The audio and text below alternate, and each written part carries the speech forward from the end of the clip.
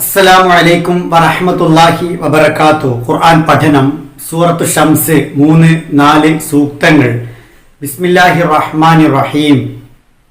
വന്നഹാരി ഇദാ ജല്ലാഹ, പകലാണ് സത്യം സൂര്യനെ വെളിപ്പെടുത്തുമ്പോൾ. വല്ലേലി ഇദാ യഗ്ഷാഹ, രാത്രിയാണ് സത്യം അതിനെ മൂടിക്കളയുമ്പോൾ. വന്നഹാരി, പകലാണ് സത്യം, ഇദാ ജല്ലാഹ, അത് അതിനെ വെളിപ്പെടുത്തിയാൽ. വല്ലേലി, രാത്രിയാണ് സത്യം, ഇദാ യഗ്ഷാഹ, അത് അതിനെ മൂടിക്കളഞ്ഞാൽ. പരസ്പരം ജോഡികളെ പോലെയുള്ള രണ്ട് പ്രാപഞ്ചിക പ്രതിഭാസങ്ങളാണ് സൂര്യനും ചന്ദ്രനും.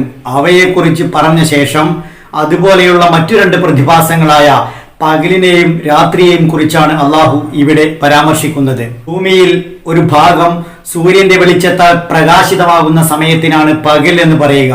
ഭൂമിയുടെ പകുതി ഭാഗങ്ങൾ എപ്പോഴും പകലായിരിക്കും. സൂര്യൻ ചക്രവാളത്തിനപ്പുറം മറയുന്ന സമയത്തിനാണ് രാത്രി എന്ന് പറയുന്നത്. ഈ പകലും രാത്രിയും മനുഷ്യ ജീവിതത്തെ സംബന്ധിച്ചിടത്തോളം ഏറ്റവും അത്യാവശ്യമായ രണ്ട് പ്രതിഭാസങ്ങളാണ്.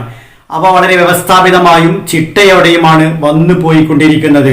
ഒന്ന് മറ്റൊന്നിനെ മറികടക്കുന്നില്ല. ഡബിൾ ഡ്യൂട്ടി എടുത്ത് എക്സ്ട്രാ ഡ്യൂട്ടി എടുത്ത് കുറച്ചധികം ലീവ് എടുക്കുന്ന ജോലിക്കാരെ നമ്മൾ കാണാറുണ്ട്. അതുപോലെ അധിക സമയം ജോലി എടുത്ത് പിന്നെ കുറെ വരാതിരിക്കുന്ന ലീവ് എടുക്കുന്ന അവസ്ഥ സൂര്യചന്ദ്രാദികൾക്കില്ല. പുറത്ത് യാസീനിൽ വലല്ലൈലു സാബിഖുൻ നഹാർ, പകലിനെ മറികടന്ന് രാത്രിക്ക് വരാനാവില്ല എന്ന് ഖുർആൻ പറയുന്നുണ്ട്. എല്ലാം അള്ളാഹു നിശ്ചയിച്ച രൂപത്തിൽ, നിശ്ചയിച്ച സമയത്ത്, നിശ്ചയിച്ചതുപോലെ മാത്രമേ വരികയുള്ളൂ. ആ അർത്ഥത്തിൽ അള്ളാഹുവിന്റെ നിയമങ്ങൾക്കും വ്യവസ്ഥകൾക്കും കൃത്യമായി വിധേയമാണ് രാവും പകലും.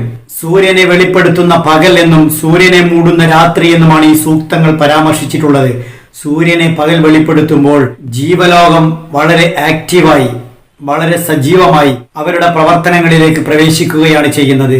ആ പ്രവർത്തനങ്ങളിലൂടെ, കഠിനാധ്വാനത്തിലൂടെ ക്ഷീണിക്കുന്ന ശരീരം നവോന്മേഷം നേടി ആ ക്ഷീണം മാറ്റിയെടുത്തില്ലെങ്കിൽ തുടർന്ന് പ്രവർത്തിക്കാനോ ജോലി ചെയ്യാനോ സാധ്യമാകില്ല.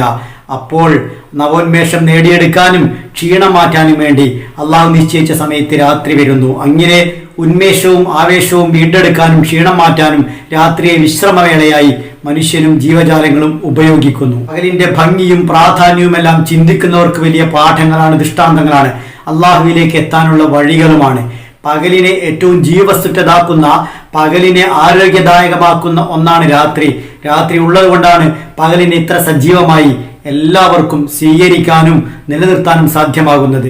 രാത്രിയുടെ വിശ്രമവേളയിലാണ് പകലിനെ സജീവമാക്കാനുള്ള ഊർജം നേടിയെടുക്കുന്നത്. വ്യത്യസ്തമായ, വിരുദ്ധമായ പ്രത്യേകതകളുള്ള രണ്ട് സൃഷ്ടികളാണ് രാത്രിയും പകലും. പക്ഷേ അവയുടെ യോജിപ്പിലാണ്, രഞ്ജിപ്പിലാണ്, കൃത്യമായ വരവ് പോക്കിലാണ് ഭൂമിയുടെ ആരോഗ്യകരമായ നിലനിൽപ്പ്. അവയുടെ യോജിപ്പും രഞ്ജിപ്പും ഇவ்விധത്തിൽ ഇല്ലായിരുന്നുവെങ്കിൽ ഭൂമിയിൽ വാസം അസാധ്യമാകുമായിരുന്നു, ജീവിതം ദുസ്സഹമാകുമായിരുന്നു. അങ്ങനെയൊന്നും ആവാതെ ആ പകലുകളെ വളരെ കൃത്യമായി നിയന്ത്രിക്കുന്ന ഒരു പടച്ചവൻ, ആ പടച്ചവനിലേക്ക് എത്താൻ അവൻ നിശ്ചയിച്ച വഴികൾ, അതായി സൂര്യനെ വെളിപ്പെടുത്തുന്ന പകലിനെയും സൂര്യനെ മറച്ചു കളയുന്ന രാത്രിയെയും കാണാൻ ചിന്താശീലനായ ഒരു മനുഷ്യന് സാധിക്കേണ്ടതുണ്ട്. ഇരുട്ടിന്റെ രാത്രിയും പ്രകാശത്തിന്റെ പകലും അത് മനുഷ്യന് എത്രമാത്രം ഉപകാരത്തിനാണ് അള്ളാഹു സംവിധാനിച്ചത്. അതുപോലെ അവന്റെ ജീവിത വിജയത്തിന് വേണ്ടിയും അള്ളാഹു നിയമങ്ങളും വ്യവസ്ഥകളും സംവിധാനിച്ചിട്ടുണ്ട്. പകൽ വെളിച്ചം പോലെ വ്യക്തമായ ജീവിത നിയമങ്ങൾ. ആ നിയമങ്ങൾ അനുസരിക്കാനും അതനുസരിച്ച് ജീവിക്കാനും ജീവിതം അള്ളാഹുവിന്റെ തൃപ്തിയിലാക്കാനും ഒരു വിശ്വാസിക്ക് സാധ്യമാകേണ്ടതുണ്ട്. അതിനവനെ പ്രേരിപ്പിക്കുന്ന, അവന്റെ വിശ്വാസത്തെ വർദ്ധിപ്പിക്കുന്ന അത്ഭുതകരമായ ദൃഷ്ടാന്തങ്ങളാണ് ഒരു വിശ്വാസിയെ സംബന്ധിച്ചിടത്തോളം പകലും രാത്രിയും. ഈ സൂക്തങ്ങൾ പാരായണം ചെയ്യുമ്പോൾ രണ്ട് അക്ഷരങ്ങൾ പ്രത്യേകം ശ്രദ്ധിച്ച് ഉച്ചരിക്കുക.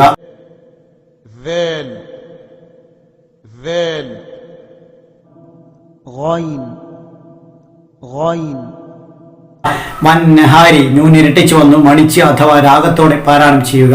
വന്നഹാരി ഇദാ ജല്ലാഹാ, വന്നഹാരി ഇദാ ജല്ലാഹാ, വല്ലൈലി ഇദാ യഗ്ഷാഹാ, വല്ലൈലി ഇദാ യഗ്ഷാഹാ. അല്ലാഹു സുബ്ഹാനഹു വ തആല നമ്മെ അനുഗ്രഹിക്കുമാറാവട്ടെ.